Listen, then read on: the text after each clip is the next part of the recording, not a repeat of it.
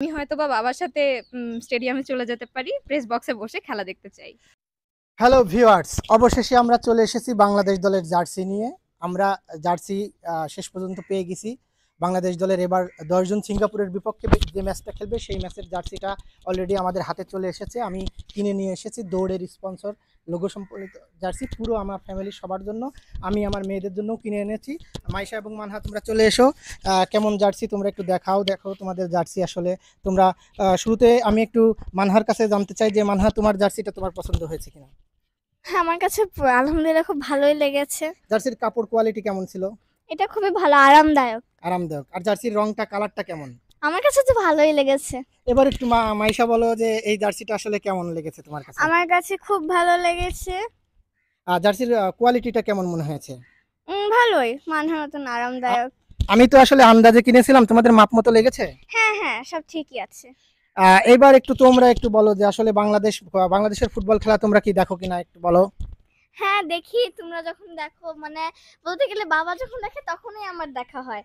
আচ্ছা, তোমরা বাংলাদেশ দলের কোন ফুটবলারের খেলা তোমাদের ভালো লাগে বলো? হামজা চৌধুরী। তোমার কার খেলা ভালো লাগে? হামজা চৌধুরী। হামজার সঙ্গে তো আসলে সত্যি কথা বলতে যে বাংলাদেশের পুরো বাংলাদেশের সবাই কিন্তু হামজার খেলাই মানে ক্রেজি, এবং হামজা আসার পর থেকে বাংলাদেশের ফুটবলের একটা নতুন জাগরণ তৈরি হয়েছে, একটা নতুন দিকপাল শুরু হয়েছে। মানে বাংলাদেশের ফুটবলের দিক বদল বা পালা বদল বলা যায় হামজা আসার পর থেকে। এর সঙ্গে কিন্তু ফাহামিদুল এসেছে, সমিত সোম এসেছে। তোমরা কি জানো সেটা? হ্যাঁ। আচ্ছা, তুমি কি জানো ফাহামিদুল কেমন খেলছে? সেদিন খেলেছিল ভুটানের সঙ্গে। হ্যাঁ। আচ্ছা, ভুটানের সঙ্গে বাংলাদেশের স্কোর লাইন কত জানো? বাংলাদেশ জিতেছিল না হেরেছিল সেটা কি বলতে পারবে? 3। না, 2 গুলো তুমি জানো না। আচ্ছা, সমস্যা নেই। এবার আমরা একটু কথা বলবো যে বাংলাদেশের এরপরের ম্যাচ আছে আসলে সিঙ্গাপুরের সঙ্গে 10 জন। সেই ম্যাচ নিয়ে আসলে মাইশা এবং মানহার স্কোর লাইনের প্রেডিকশনটা আমরা শুনবো যে মাইশা কয় গোলে সিঙ্গাপুরের বিপক্ষে বাংলাদেশ জিততে পারে, বা মানহা কয় গোলের কথা বলে সেটা আমরা একটু জানবো। তারপরে যদি সেটা মিলে যায় তাহলে মাইশা মানহার জন্য একটা পুরস্কার থাকবে। তুমি একটু বলো সিঙ্গাপুর বাংলাদেশের স্কোর লাইন কি হবে, কয় গোলে জিততে পারে বাংলাদেশ সেটা বলো। 4 অথবা 5। ওরে বাবা, তাহলে তো খুবই ভালো ছিল। কিন্তু আমার ধারণা হচ্ছে বাংলাদেশ যেহেতু সিঙ্গাপুরের চেয়ে স্কোর লাইনে অনেক কম, বাংলাদেশের র্যাঙ্কিং এখন 183, কিন্তু সিঙ্গাপুরের কিন্তু এখন র্যাঙ্কিং অনেক বাংলাদেশের চেয়ে অনেক এগিয়ে আছে সিঙ্গাপুর। সো আমি মনে করি যে এই স্কোর লাইনে জেতা সম্ভব না, তারপরেও যদি জিততে চাই সেটা খুবই ভালো হবে। মানহা, একটু বলো যে বাংলাদেশ বাংলাদেশ এবং সিঙ্গাপুর ম্যাচের স্কোর লাইন কি হবে, বা কারা জিততে পারে, কয় গোলে জিততে পারে? আমার তো মনে হয় বাংলাদেশ 1 গোলে জিততে পারে। জিততে পারে, এইটা একটা বাস্তবসম্মত কথা বলেছে। বাংলাদেশ 1 গোলে জিততে পারে। এখন কেন জিততে পারে সেইটার ব্যাখ্যা আসলে আমি আমার মতো করে বলবো। তবে আমার কাছে মনে হয় যে মাইশা এবং মানহা, তোমরা দুইজনই একটু আসো এবং তোমরা একটু বলো যে বাংলাদেশ কেন জিততে পারে, বা কোন জায়গা থেকে বাংলাদেশ এগিয়ে আছে একটু বলো তো। বলতে গেলে সিঙ্গাপুরের স্কোর বেশি, বাংলাদেশের স্কোরটা একটু হলেও কম, তাই সিঙ্গাপুরের জেতাই বেশিরভাগ সম্ভাবনা বেশি আছে। কিন্তু বাংলাদেশও তো জিততে পারে, কারণ বাংলাদেশ তো ঘরের মাঠে খেলবে। বাংলাদেশের তো দর্শকরা বাংলাদেশের পক্ষে থাকবে, হোম অ্যাডভান্টেজ থাকবে। আমার কাছে কি মনে হয় কি জানো, যে বাংলাদেশ আসলে সিঙ্গাপুরের চাইতে হয়তো একটু ভালোই খেলবে। যদিও সিঙ্গাপুরের মাঝে মালদ্বীপের সঙ্গে জিতে এসেছে, একটা প্রস্তুতি ম্যাচ ছিল, এবং বাংলাদেশ কিন্তু ভুটানের সঙ্গেও প্রস্তুতি ম্যাচে জিতেছে। তোমার কি মনে হয় যে বাংলাদেশ এবং সিঙ্গাপুরের ম্যাচটা আসলে কাদের জেতা উচিত? আমার এখন মনে হচ্ছে যে বাংলাদেশ জিতলে আমাদের ভালো হবে। এখন আল্লাহ ভরসা কি হবে। এখন তো আমরা খেলবো না মাঠে, যে আমরা জিতাবো কি জিতাবো না। খুবই ভালো কথা বলেছে ও মাইশা কিন্তু বলেছে আমরা খেলবো না, খেলতে হবে ফুটবলারদের। আসলে ফুটবলাররা কিন্তু খেলবে, এবং হাবিয়ার কাবরেরার অধীনে বাংলাদেশের ফুটবলের যে স্কোয়াড আছে তাতে আমার মনে হচ্ছে যে বাংলাদেশ মিডফিল্ডে, বিশেষ করে মাঝ মাঠে বাংলাদেশ কিন্তু চরম মানে একটা ভালো এশিয়ার একটা সেরা দল হিসেবে গড়ে উঠতে যাচ্ছে। বিশেষ করে জামাল ভুঁইয়া আছেন, হামজা চৌধুরী আছেন, ফাহামিদুল আছেন, সমিত সোম চলে এসেছেন, এর সঙ্গে সোহেল রানা আছেন। আসলে কোচ কাবরেরা মাঝমাঠটাকে কিন্তু অনেক শক্ত বা একটা ভালো সলিড মাঝমাঠ করে ফেলেছেন। এবং স্কোর লাইনে অর্থাৎ স্কোরারের অর্থাৎ ফিনিশারের বা ফরওয়ার্ড লাইনে কারা খেলতে পারে সেইটা আসলে আমাদের জন্য একটু ভাবার জায়গা। কারণ রাকিব হোসেন গোল পাচ্ছে না, শেখ মোরসালিন আছেন, ফয়সাল আহমেদ ফাহিম আছেন। ওরা যদি গোল পায় বা হামজা যদি ভালোভাবে গোল করতে পারে, তাহলে কিন্তু বাংলাদেশ কিন্তু জিতেও যেতে পারে, কে জানে। তবে আমি আরেকটা কথা বলবো যে হামজা কিন্তু তাদের দেশের মাটিতে অভিষেকেই কিন্তু গোল পেয়েছেন, সেটা কিন্তু সবাই জানে, আমাদের মানহাও কিন্তু জানে। হামজা যে প্রথম গোল পেয়েছে এটা সম্পর্কে তুমি বলো কিছু।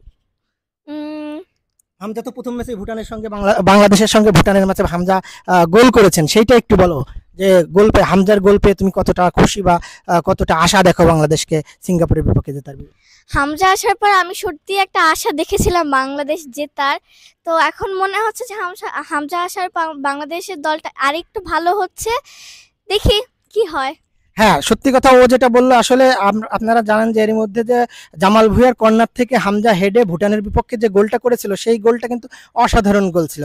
তো আমার কাছে মনে হয়েছে যে এই গোলের পরে বাংলাদেশ আরো উচ্ছ্বসিত, হামজা নিজেও খুবই উচ্ছ্বসিত, সে কনফিডেন্ট পেয়েছে কারণ জাতীয় দলের হয়ে প্রথম ম্যাচ তার ভারতের বিপক্ষে ছিল শিলংয়ে 25শে মার্চ। সেই ম্যাচে কিন্তু হামজা ভালো খেলেছিল, দুর্ভাগ্যজনকভাবে বাংলাদেশ কিন্তু গোল পায়নি। কিন্তু এইখানে ঢাকা স্টেডিয়ামে, নতুন ঢাকা স্টেডিয়ামে তার প্রথম ম্যাচ, তার অভিষেক ম্যাচ, সেখানেই অভিষেকেই বাংলাদেশ জাতীয় দলে আসলে হামজা যে পজিশনে খেলে সে কিন্তু ফরওয়ার্ড বা স্ট্রাইকার না, কিন্তু তারপরেও সে গোল পেয়েছে এবং ডিফেন্ডার বা মিডফিল্ডাররা যে কাজগুলো করে, তার হাইট, তার লম্বা, সব মিলায়ে সেট পিস থেকে বাংলাদেশ গোল পেয়েছে এবং হামজা গোল পেয়েছে। এটা আমাদের জন্য অনেক বড় একটা সুখবর বা আনন্দের খবর এবং বাংলাদেশ দলের জন্য খুবই একটা আনন্দের সংবাদ। এবার আমরা শেষ করব আমাদের ম্যাচের একদম ভবিষ্যৎ যে কি হবে বা এই এশিয়ান কাপ বাসের শেষ ম্যাচটা বাংলাদেশ আসলে কেমন খেলবে এবং আমাদের পরিবারের সবাই কিভাবে খেলবে সেইটা আমি একটু বলতে চাই। যে আমি তো মাঠে থাকবো, ম্যাচ ইনশাল্লাহ কাভার করব এবং মাঠের থেকে খেলা দেখবো। তোমরা কে কোথায় খেলাটা দেখবে এবং দর্শকদের জানিয়ে রাখি 10 জুন সন্ধ্যা 7টায় বাংলাদেশের সিঙ্গাপুরের সঙ্গে এশিয়ান কাপ বাছাই, সেই ম্যাচটা দেখতে আপনারা ভুলবেন না। আমার 2 মেয়ে, যমজ মেয়ে, ওরা কোথায় কিভাবে খেলা দেখবে তাদের প্ল্যানটা, তাদের পরিকল্পনাটা একটু শুনুন। আমার মনে হয় আমি হচ্ছে কখন খেলা শুরু হবে সেটা সন্ধ্যা 7টায় বাংলাদেশ সময় 10 জুন, অর্থাৎ আজকে হচ্ছে 8 জুন, 9 জুন, 10 জুন, মানে একদিন পরেই খেলাটা শুরু হবে। তোমরা কোথায় খেলা দেখবে সেটা একটু তোমরা বলো। আমরা খেলা দেখতে চাই হচ্ছে আমাদের একটা বড় টিভি আছে, সেখানে আমি পপকর্ন খেতে খেতে বাংলাদেশের খেলাটা দেখতে চাই। এবার একটু মানহা বলো যে তুমি খেলাটা কিভাবে উপভোগ করতে চাও, এনজয় করতে চাও? আমার ফ্যামিলির সবাইকে নিয়ে একসাথে বসে খেলাটা দেখতে চাই। ফ্যামিলি বলতে তোমার তো অনেকেই আছে, মামা আছে, মামি আছে, রুম্মন ভাই আছে, কাদেরকে এবং তারা কি জার্সি কিনেছে কিনা সে ব্যাপারেও তুমি একটু যদি বিস্তারিত বলো দর্শকদের। হ্যাঁ, ফ্যামিলির জন্য সবার জন্য এই বাংলাদেশি জার্সি কেনা হয়েছে এবং সেই জার্সি পরে আমরা সন্ধ্যা 7টার সময় খেলা দেখব। আচ্ছা, আমি এবার একটু বলি যে জার্সি আসলে সবার জন্যই কেনা হয়েছে। এবার আমি আমার বড় মেয়েকে ডাকছি, সেও কিন্তু জার্সি কিনেছে, তার জন্য জার্সি কেনা হয়েছে। তার একটু মতামত শুনতে চাই এবং এটা দিয়েই আমি আমাদের ব্লগটা শেষ করে দেব। মৌলিকে ডাকছি আমাদের ক্যামেরার সামনে আসার। আমাদের পরিবারের অন্যতম সদস্য আমার বড় মেয়ে রজতুজ্জামান মৌলি কিন্তু এখন জার্সি পরে চলে এসেছে। আমি এখন তার অনুভূতিটা জানতে চাই, আপনাদের সঙ্গে ভাগাভাগি করতে চাই তার অভিজ্ঞতা। প্রথমে মৌলি একটু বলবে যে তোমার এই জার্সির কোয়ালিটিটা কেমন বা তোমার এই জার্সিটা মাপ মতো হয়েছে কিনা। জার্সিটা আমার মাপ মতোই হয়েছে, মিডিয়াম সাইজের। জার্সির কোয়ালিটি আমি খুব ভালো সেটা বলবো না, তবে বেশ আরামদায়ক আছে, আমার পরে এত খারাপ লাগছে না। ধন্যবাদ। এবার একটু বলো যে বাংলাদেশের সঙ্গে 10 জন সিঙ্গাপুরের যে এশিয়ান কাপ বাছাই ওই ম্যাচ সম্পর্কে তুমি কি জানো বা তোমার কি প্রেডিকশন? আমার প্রেডিকশন অবশ্যই বাংলাদেশ জিতবে।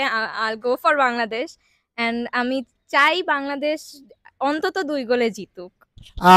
মৌলির কথা যেন সত্য হয়। এখন আমি মৌলির কাছে জানতে চাই বাংলাদেশের কার খেলা ভালো লাগে। অবশ্যই হামজা চৌধুরীকে বলবো, এছাড়া তো বর্মন তো আছেই। সবার খেলাই মোটামুটি ভালো লাগে, খেলোয়াড়রাই খেললেই বাংলাদেশ জিতবে আর কি। আর ঘরের মাঠে যে খেলা হবে সেইটা বাংলাদেশের জন্য কতটা বাড়তি অনুপ্রেরণা হবে? অবশ্যই ঘরের মাঠে খেলাটা বাংলাদেশের জন্য অনেক অনুপ্রেরণার, কারণ নিজের মাতৃভূমিতে খেললে হবে কি খেলোয়াড়রা আরো বেশি অনুপ্রেরণা পাবে, আর তাছাড়া আমরা তো আছি খেলোয়াড়দের সাথী দেওয়ার জন্য। এবার শেষ প্রশ্ন, তুমি কোথায় খেলাটা উপভোগ করবে এবং কিভাবে খেলাটা উপভোগ করবে? আমি হয়তো বা বাবার সাথে স্টেডিয়ামে চলে যেতে পারি, প্রেস বক্সে বসে খেলা দেখতে চাই।